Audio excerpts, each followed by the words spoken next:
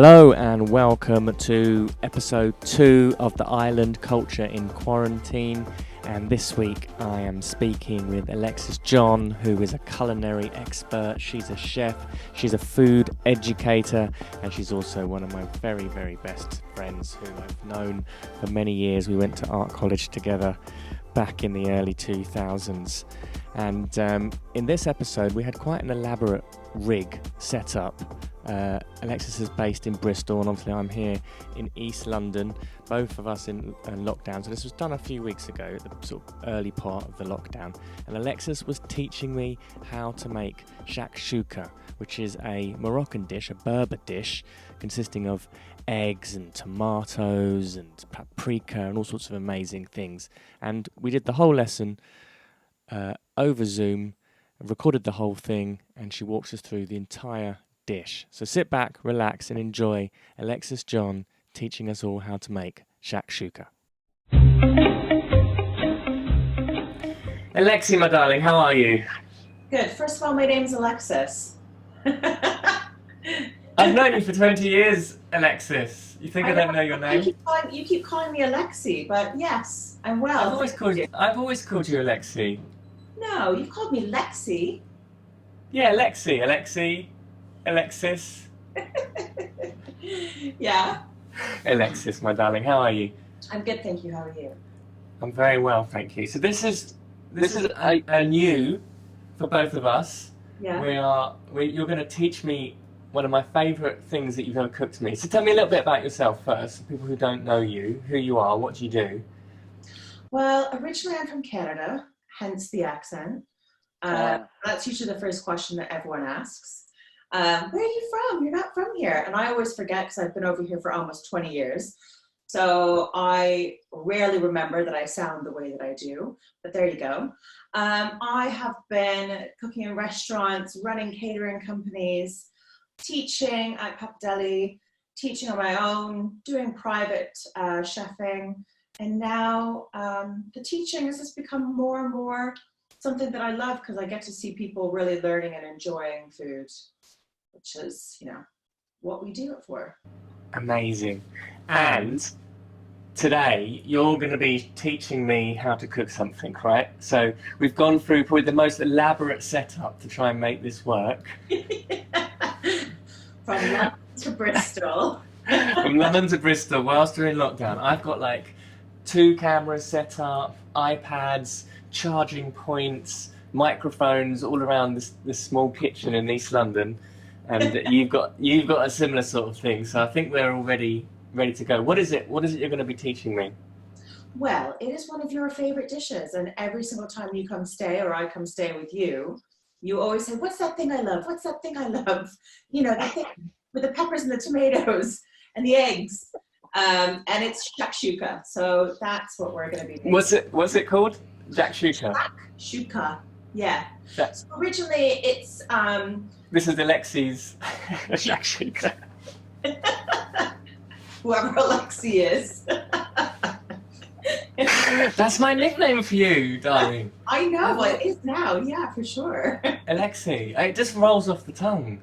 It rolls off your tongue, baby. Anyways, okay, so shakshuka is originally like a North African dish, specifically a Berber dish. So Berber is derived from Morocco. But as the way things go with food and North Africa and the Middle East, it kind of spreads out because of obviously many ports being there. And over time, these dishes kind of travel around different areas. And Israel loves making shakshuka. They make it a little bit different. The North Africans make it a little bit different. The North Africans mainly would just use tomatoes rather than the peppers and the tomatoes. The peppers kind of came from the more Jewish side of things. And that's where that kind of happened. So so basically it's peppers and onion and garlic sweated down with a little bit of spice. So peppers, let's make sure I've got all the right ingredients here before. Yeah. I've got my peppers. Got your peppers? I bought them today from that one's got a bit of mank in it, but that's all right, isn't it? Yeah, those come out. I went to the shop in my mask. I properly... What did the shopkeeper say? Everyone in the shop was in masks. Really? It's not that way in Bristol yet. Yes, because you guys are slack. Well, I don't know about that. Look, you There's got. massive queues. You just can't go in the shop. There's like 5 people allowed in the shop at a time. And then there's like, you have 2 meter distance. So there's just massive queues outside of the shop. No one's wearing really masks though, are they? Anyway, good. I'm glad to hear you're safe, Ryan. You're keeping it safe. I'm keeping it safe. I'm being prepared. On All right, that note, so because of the times that we're in right now, we should probably give our peppers a quick rinse, all right. just to make sure that we don't have any, bacteria.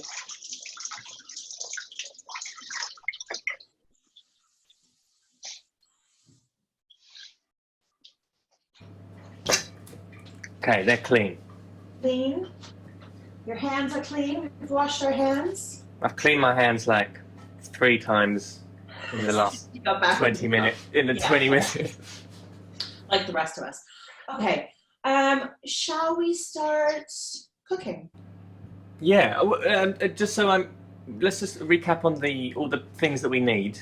Okay. So we've got our peppers. We're gonna have a red onion. Okay. Or a white onion. It doesn't matter. Yeah, that's great. Great. Okay.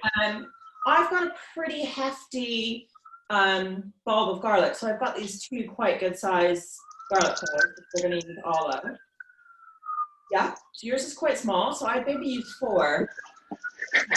I just, I hate it when you say that, Alexis.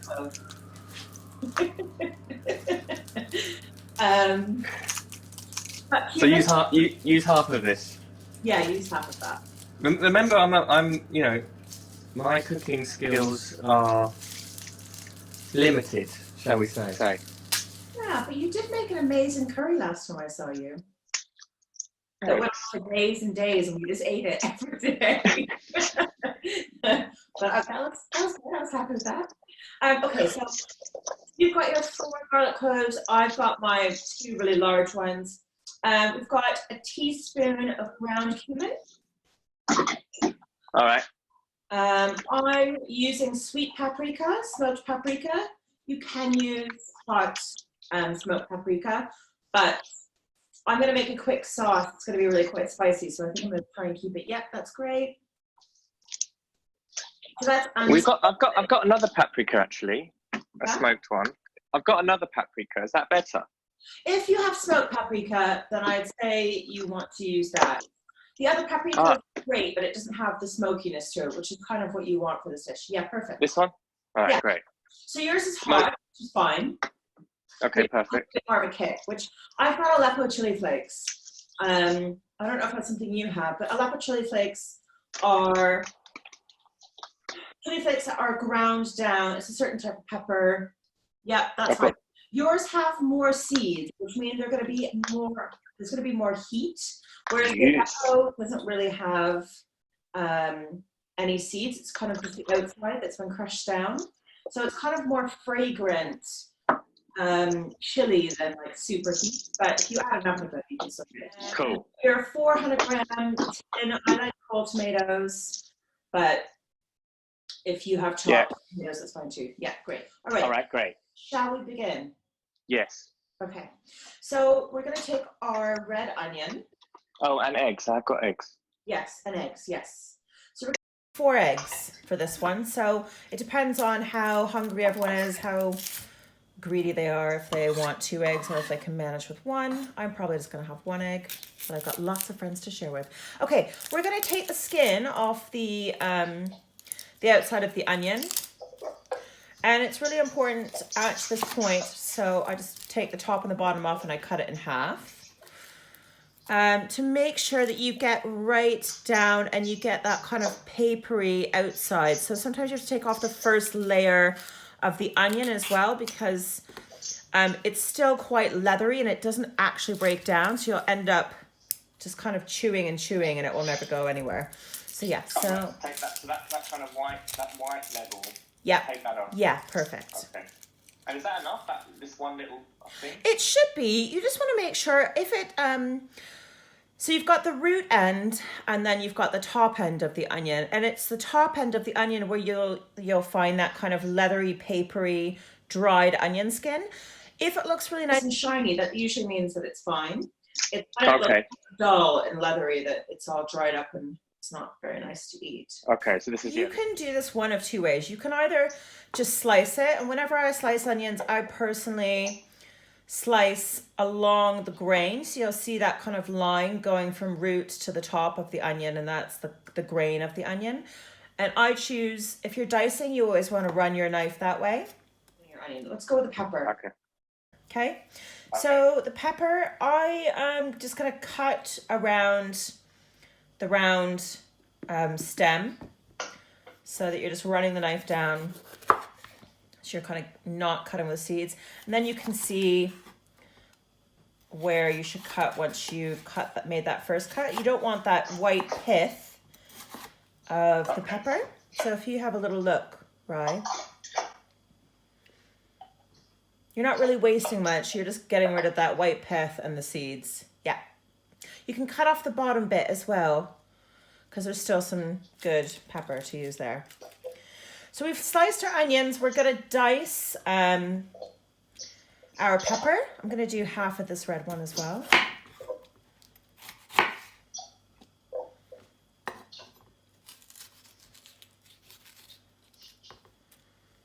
We're going to do a medium dice on the pepper. So we're going to cut it lengthways first into kind of thick strips and then turn it around. It doesn't matter how perfect, it doesn't have to be a perfect square. They don't have to be all exactly the same size. This is, you know, kind of just roughly chopping it up. You can also just go really thin and do julienne like that if you prefer to have kind of more strips. I just find when you're eating it with the eggs, it's quite nice to have it a bit chunkier and not have kind of long dangly things with hot flying tomato sauce on your chin. So my pan is smoking now, so I'm going to turn it down slightly. I think it's getting super hot. Yeah, so yeah, I can see yours smoking as well. I was wondering what was making me cough. Maybe there's still oil in your pan. If it looks like that's really, really hot, right?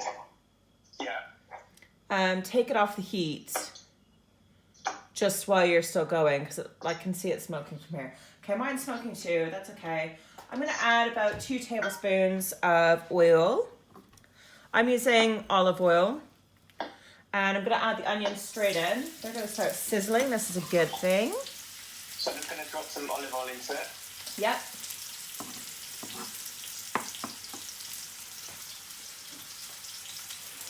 Oh, I see. So when you put the olive oil into a hot pan, you'll see it kind of moves really freely. Yeah. Oh, wow. Oh, it smells nice. Yeah. Now get your onions in there. And they're gonna, because your pan's quite hot, they are going to start coloring quite quickly. So what we're going to do is, we're going to add a little bit of salt, because salt helps to bring out the moisture, and then that also helps it from not burning. And at the same time, what was that? I've just put Like a teaspoon of salt?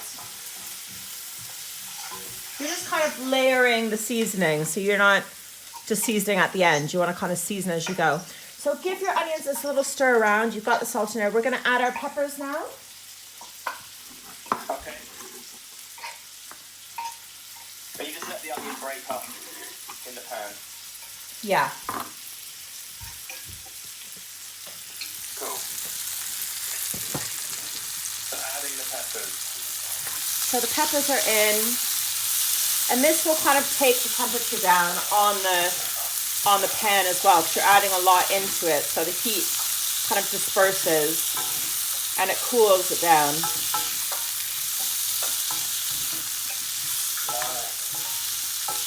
That's looking good already. So I'll put it to like a medium heat now. Yeah, medium, low. Kind of. Are you on gas? Or are you on? On electric. You're on electric. So yeah, I go medium, low. All right. Okay, so those are nice and mixed up. The onion is translucent, so we're going to get back and we're going to start chopping up our garlic. And then I'll just give it a little rough chop. A little rough chopio.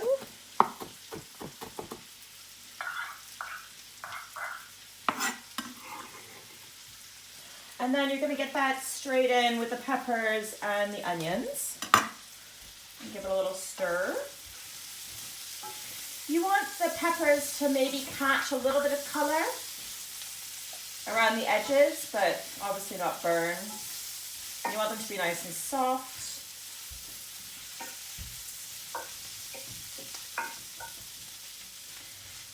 So with the garlic now, we just want that to kind of take away some of that extreme raw kind of spiciness and get the oils and the flavors coming out. Spices.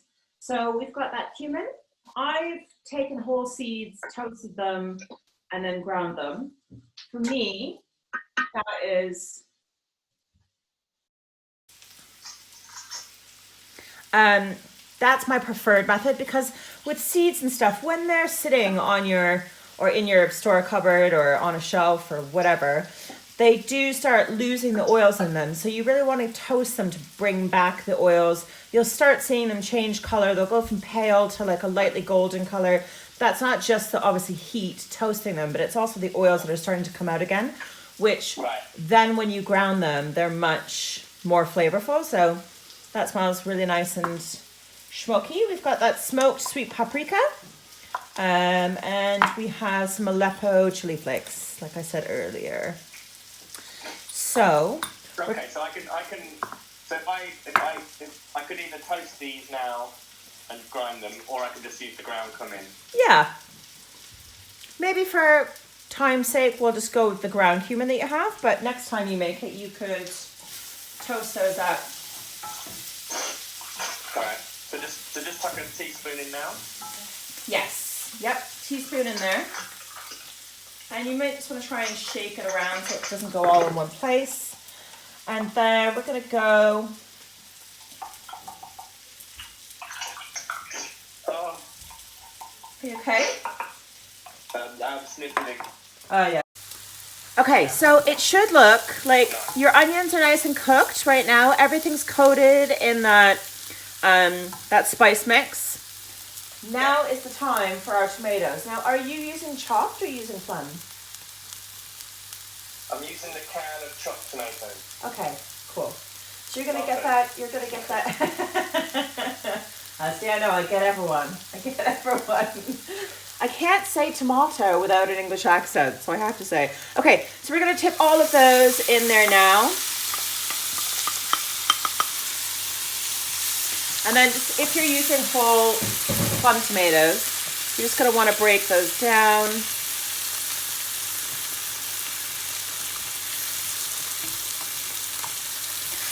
You don't want this to be super wet, but it will dry out because we are going to cook it for, maybe 10 more minutes. And then we're going to pop this in underneath a grill at 250 or 230 or however high your oven goes to. So just kind of give the eggs a last little blast, because they'll cook from underneath, but the tops sometimes just need a bit of cooking. Right, okay, so that's why I've had the oven on. That's why you have the oven on, yeah, really high. And I'm going to turn mine on grill now too. Okay, so this is just going to cook so that all the flavors kind of mix together and everything. Peppers get a little bit softer. And the tomatoes kind of lose that fresh tomato flavor. They're a bit more stewed down with all the spices and stuff. I think we should have a little taste at this point and see if it, has enough seasoning, which I imagine it probably won't. If it has enough of the spices. You may want to add a bit more smoked paprika. I'm going to. And I'm going to add a little bit more salt. Well, it's got a kick. Did you add quite a few chilies? I think I'll bring too much chili in. So what you want to do at this point, okay, you just want to make kind of little indentations for the eggs to go into in the sauce. Right. And you kind of want to space your eggs out, you know, evenly around your pan. My pan is not, so I'm just going to crack that straight in.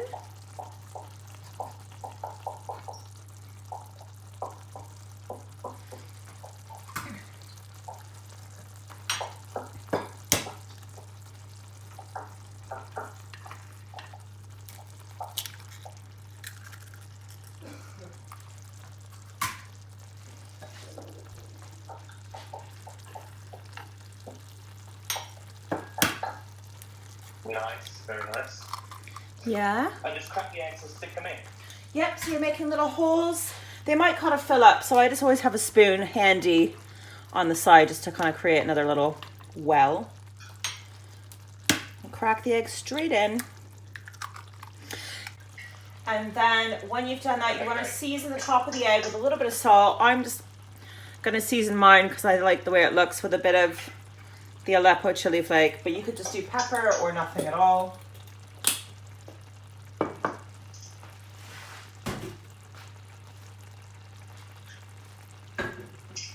And then you're just going to keep that sauce simmering really slowly.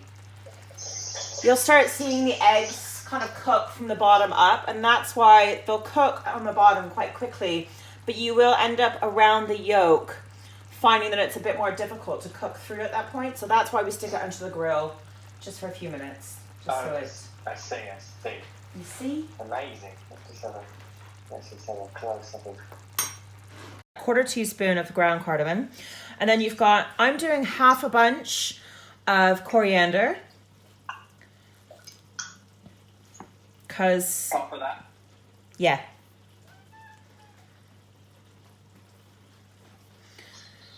And then I'm using 2 more large garlic cloves. So if you have small garlic cloves, you're going to use maybe, let's start with 3 and then we can go from there. You want this to be balanced. You want everything to kind of have a balance to it. You don't want this to be super garlicky and then you can't taste the coriander, or if it's got too much cardamom, I mean, you won't be able to taste really anything. So I'm using parsley, that's okay? yeah, now technically it's not really zug, because zug is based around coriander, but you're going to get the kind of same effect. You just don't have the same kind of like freshness. It would be be kind of a little bit more like a chimichurri. Okay, now with regards to chilies, I have 2 green bird's eye chilies. If you were to use both of this is going to be really super spicy, which a lot of people do like this to be kind of like sour, spicy, garlicky. But I think for today, with the people that I am feeding, if I had like a jalapeno or just like a normal green chili, that's what I would use. But unfortunately, I only have the hottest of chilies in my fridge. So I'm going to use 1 whole... I've only got Scotch bonnet. Wow, well, you've got the hottest of the hot. Maybe I would probably not use the seeds in the Scotch bonnet. I'm going to use the seeds of one of these chilies and then take the seeds out of the other chili. I mean, you want this to have a kick, but like I said, it's got to be balanced. You don't want it to... So rough chop the parsley. Yep. Now with the parsley, I would try not to use too much of the stalk because it can be quite bitter.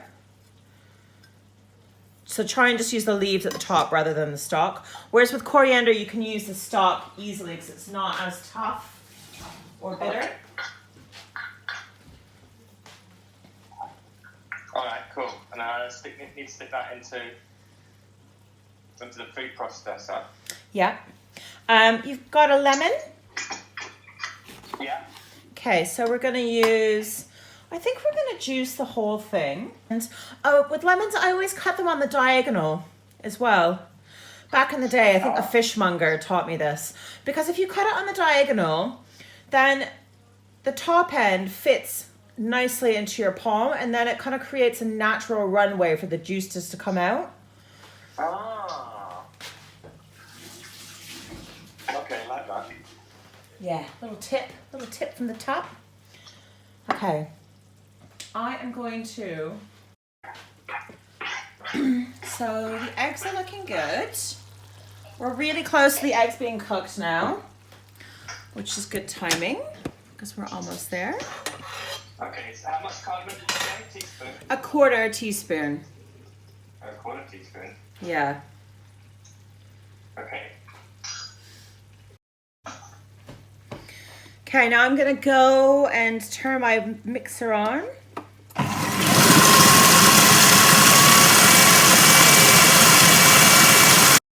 Pop down and then it's got it. I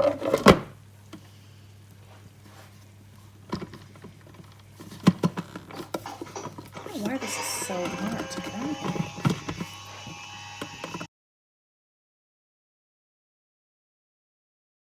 More liquid or something. Yeah, maybe add a tiny bit of water to yours.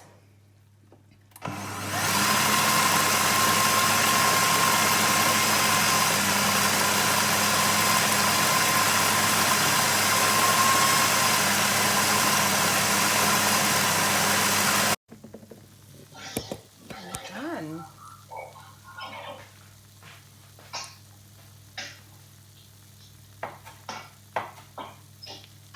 And so you can sprinkle with a little bit of coriander or parsley.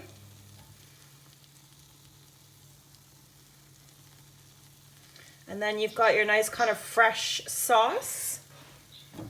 And there you go. Bob's your uncle, Fanny's your aunt. Shakshuka. Done. That quick zoog that we made. Your eggs. So this is the zoog. It's just quite loose, but that's okay. And you've got your eggs, and then you're gonna put that onto a plate. I'm just gonna whip up those flatbreads because everyone is gonna want something to mop up that beautiful sauce with. And then we're gonna eat. Amazing. So I can just put a little bit of parsley on top of it. Yep. Amazing. Let's have a quick taste. That tastes